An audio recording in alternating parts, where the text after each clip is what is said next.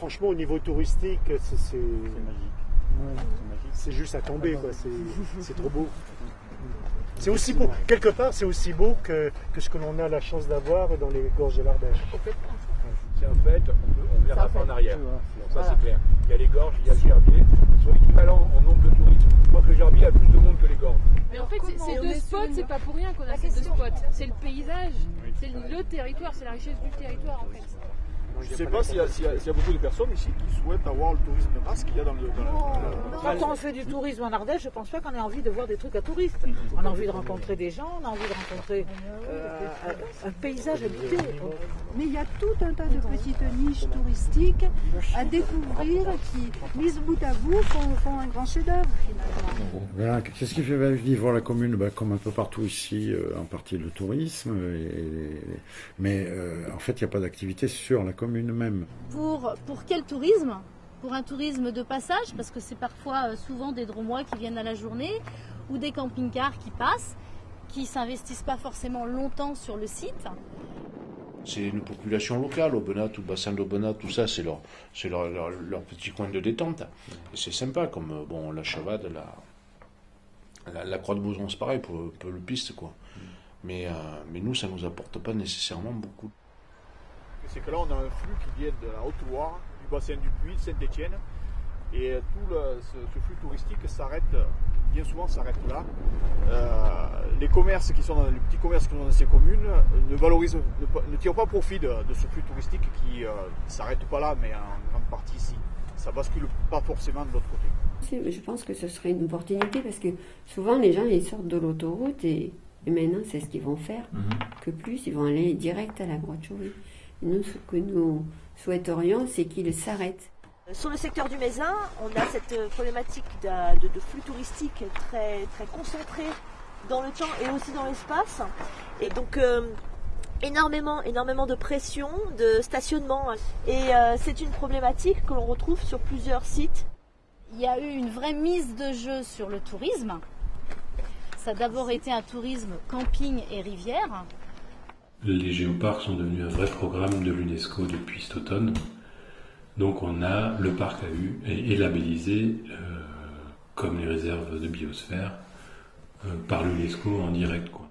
On a la Trans-VTT aussi qui parcourt du nord au sud le territoire. On a la ligne de partage des eaux. On a prochainement, futurement, cette ligne de partage des eaux valorisée par un parcours artistique, ponctué d'œuvres, 6 œuvres, et puis de cheminement. On a fait un chemin qui longe la vallée du Talaron et qui permet de découvrir tout le petit patrimoine, le grand patrimoine naturel et culturel. Donc les gens se promènent et se promènent un peu intelligemment et en trouvant du sens. Là, on a un magnifique exemple de transversalité quand même parce qu'on est en plein milieu du chemin des Boutières, des Bragonnades. Relier le Chéard à Privas, c'est quand même magnifique.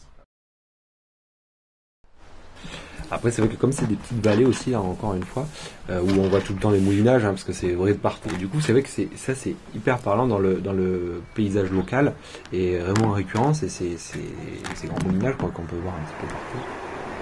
L'idée de refaire vivre un patrimoine, un savoir-faire, c'est devenu quand même quelque chose qui a une véritable rentabilité économique.